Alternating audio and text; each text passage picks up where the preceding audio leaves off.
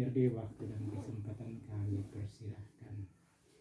Baik, Bapak, teman-teman sekalian, mari kita menyiapkan hati dan batin kita untuk bersyukur pada Tuhan atas pertolongan Tuhan terhadap kita masing-masing. Marilah kita berdoa dalam nama Bapa dan Putra dan Roh Kudus.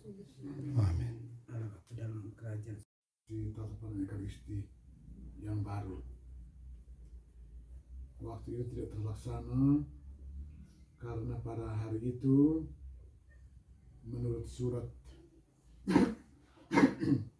yang disebarkan oleh Bapak Mikhail melalui grup bahwa pada hari itu semua guru agama melaksanakan kegiatan menyusun soal ujian atau apa sejenis itu, saya tidak terlalu tahu, akan tidak jadi.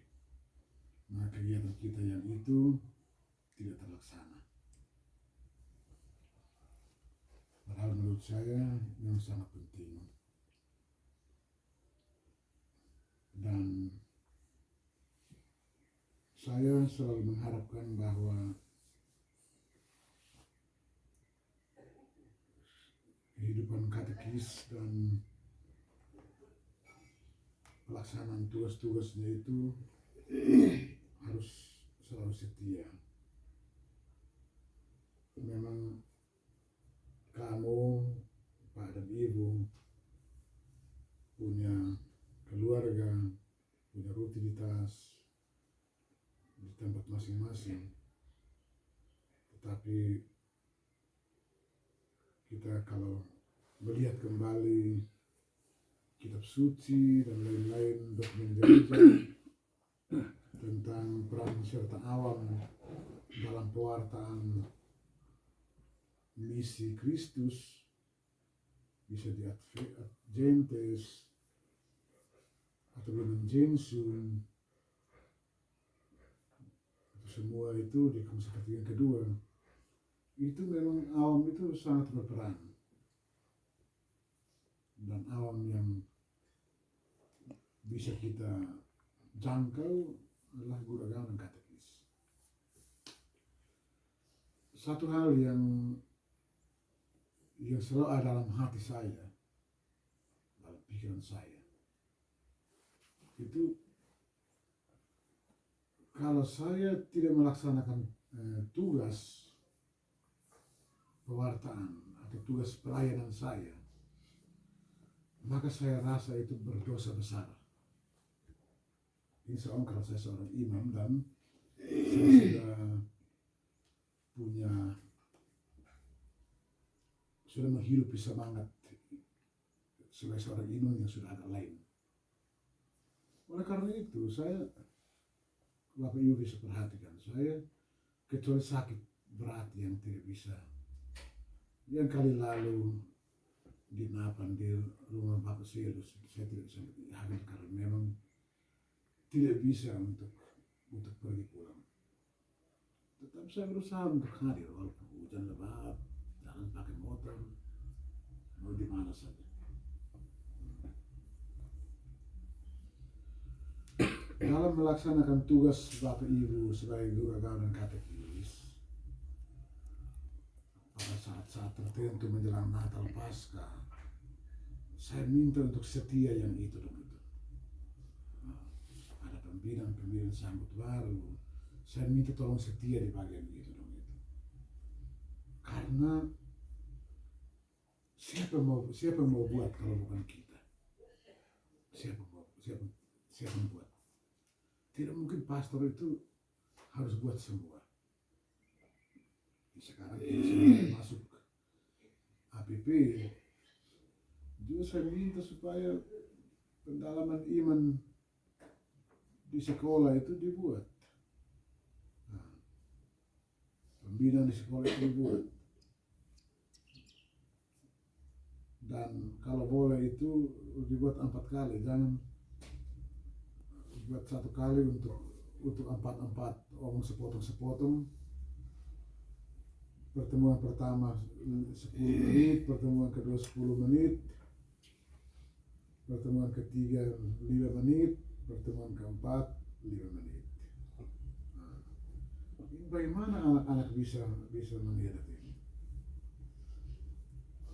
Bahasa yang dipakai di brosur pendalaman iman itu dibahasakan, itu dibuat untuk umum, dibahasakan oleh guru-guru katekis dengan bahasa yang bisa dimengerti oleh anak, supaya dia ada pembaharuan, ada perubahan diri, perubahan tingkah laku, perubahan pola hidup. Jadi saya mengharapkan supaya semua pertemuan itu dibuat, boleh ini hari satu pertemuan, besok satu hari pertemuan, tidak wajib mau minggu depan baru, tetapi yang penting bahwa dibuat 4 kali supaya didalami.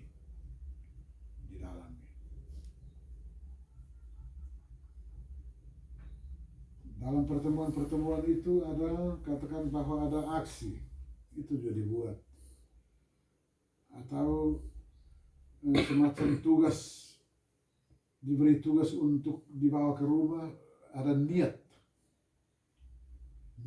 untuk dibawa ke rumah. Kalau sifat saya yang selama ini malas atau curi atau suka maki dan lain-lain, diberi itu untuk ada niat, saya berjanji, ada niat saya pulang ke rumah, saya tidak mau buat lagi itu.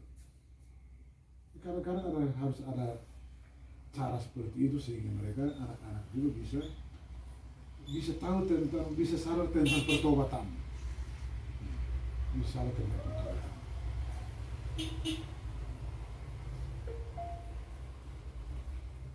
Baik, ini kira-kira seperti ini, dan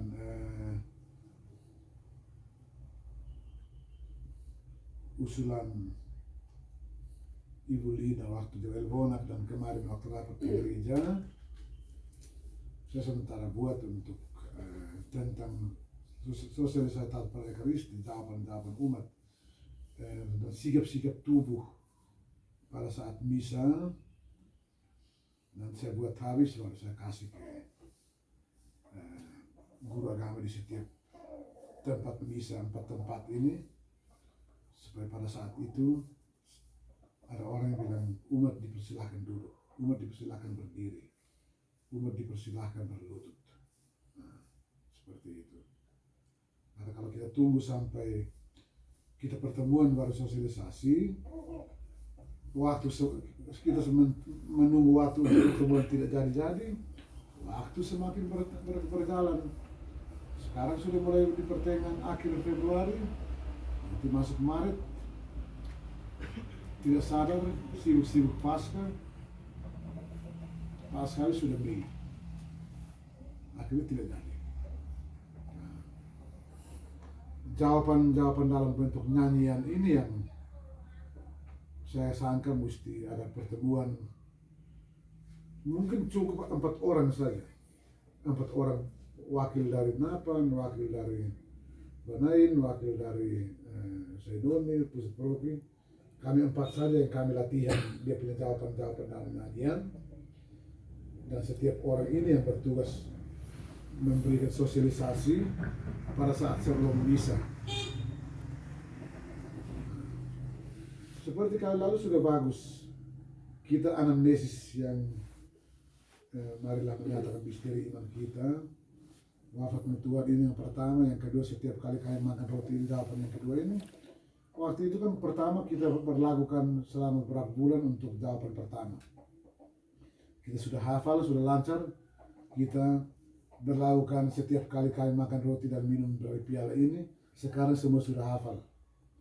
Nanti yang berikut kita pakai cara yang ketiga, berlaku untuk seluruh paroki, sudah hafal baru kita latih lagi untuk beralih ke jawaban yang berikut. Saya juga kadang-kadang, kalau saya ingat dalam teks bahasa Inggris itu hanya dua jawaban saja, mah mereka terjemahkan mungkin dari bahasa Latin ke bahasa mana yang ada berapa, 4 ke 5 pilihan anamnesis memang ini. Nah, kita jangan protes karena kita hanya pakai saja. Nah, tentang bacaan diambil dari, bacaan dari, saya kemarin ada kontak ke penerbit Obor, tentang penerbit Obor, karena mereka sudah mulai promosikan tentang perubahan awal sebelum baca dan juga sesudah baca demikianlah sahabat Tuhan termasuk untuk Injil.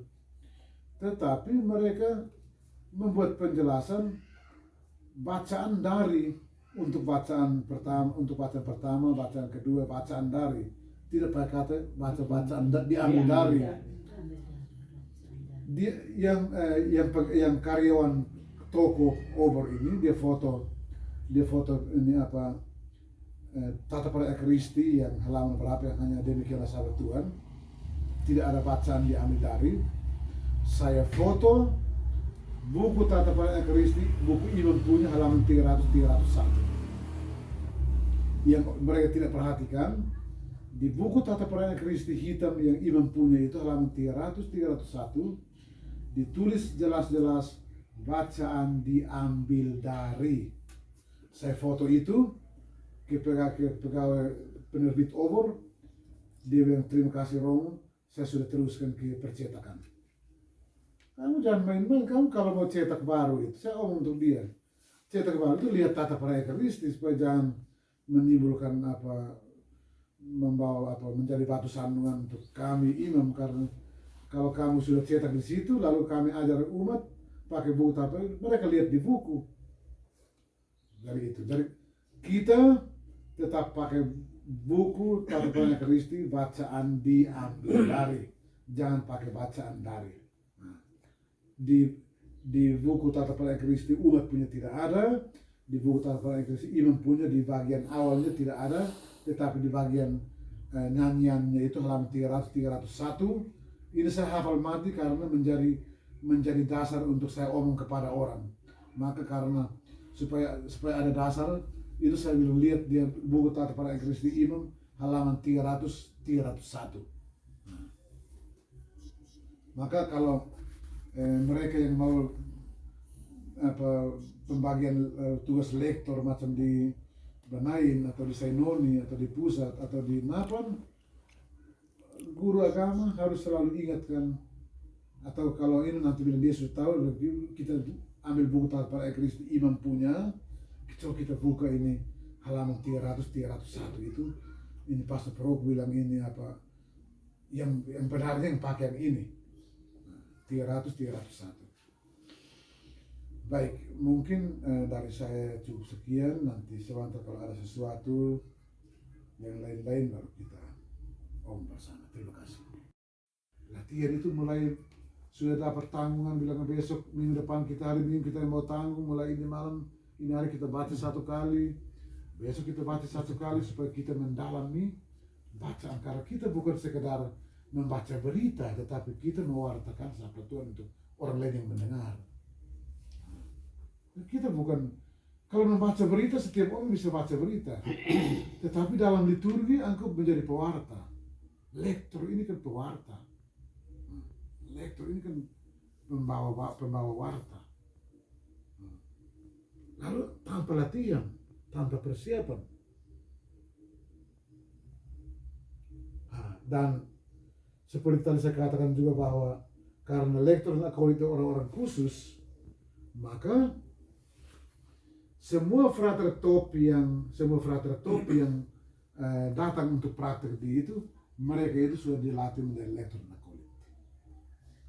Dilantik. Kalau sekarang tidak pakai ditabiskan macam dulu, tetapi dilantik menjadi lektor dan akolit. Pada saat dia keluar dari frater, kalau dia keluar dari frater pun, dia menjadi lektor dan akolit tetap di dalam gereja. Nah, tetapi karena sakramen itu harus dipegang oleh kaum klerus, maka mereka sudah keluar, mereka tidak menjadi akolit lagi, tetapi tetap menjadi lektor. Tetap menjadi lektor. Nah, kita berdasarkan informasi yang saya dengar dalam pertemuan kita sore hari ini, Maka sebelum saya pulang, saya langsung menyampaikan kepada mereka. Supaya latihan dulu. Nah, ada latihan dulu. Mungkin tidak usah ganti-ganti orang sepanjang sebuah OMK itu dapat giliran. Tidak perlu, tidak wajib. Nah, mungkin cukup katakan setiap, kalau mau buat per rayon, katakan setiap OMK itu 2 orang. Setiap rayon itu 2 orang. Dia tanggung habis untuk setiap giliran sudah 2 minggu berturut-turut, minggu berikut kasih orang lain lagi. Tetapi orang lain yang mau baca itu kita mesti jelaskan di mimbar bahwa harus baca seperti ini, harus mempersiapkan diri supaya bacanya itu, orang yang mendengarnya itu mengerti, tidak boleh cepat-cepat, harus ada pemenggalan kalimat yang benar, buka mulut dan lain-lain. Jadi itu, Bapak dan Ibu sekalian, kira-kira sejarah yang seperti itu tentang lektor akolit, petugas tetap dalam gereja.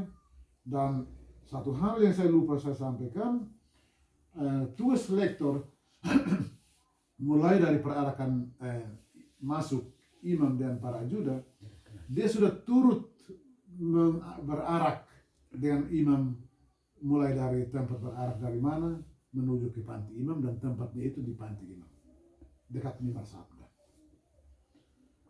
Waktu berarak dia berjalan memegang satu buku yang namanya Evangeliarium yang ada di paroki, baru dipakai satu kali di waktu misa pada Bapak Uskup, yang harus saya baca Injil itu, saya pergi bawa ke Bapak Uskup untuk berkat, kecium buku itu.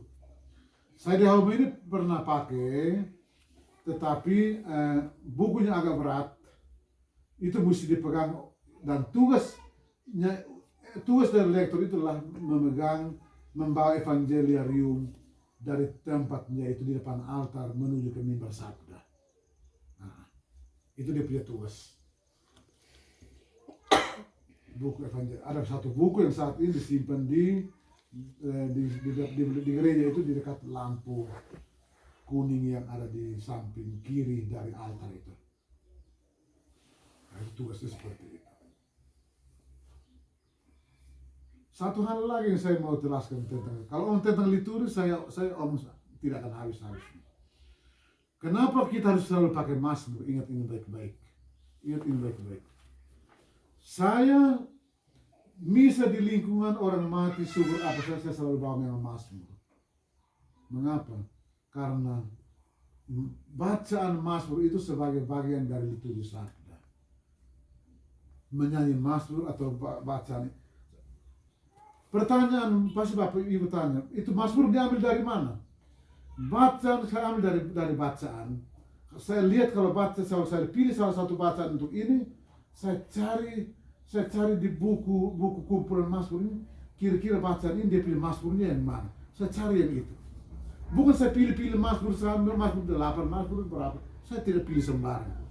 Nah, bacaan orang mati itu di buku misarian itu. Misal hari pesta, hari Minggu itu jelas sudah ada yang dia punya Mazmur. Ada 3 jawaban alternatif yang ada di situ. Saya selalu pakai itu supaya saya jangan kepala sakit untuk mencari Mazmur baru. Jadi Mazmur ini sebagai bagian yang tak terpisahkan dari liturgi sabda. Maka saya berusaha untuk menghindari lagu antar bacaan.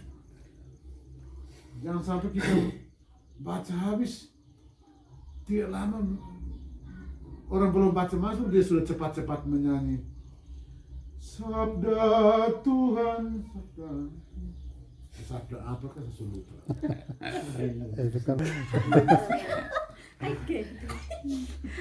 Jadi itu, ini tolong pegang ini baik-baik, karena lebih kita ikuti liturgi daripada tidak liturgis. Biarlah kita pakai yang Mazmur yang itu, yang ini apa, yang kepadamu apa, pokoknya saya tidak ingat lagi yang itu. Baik, itu kira-kira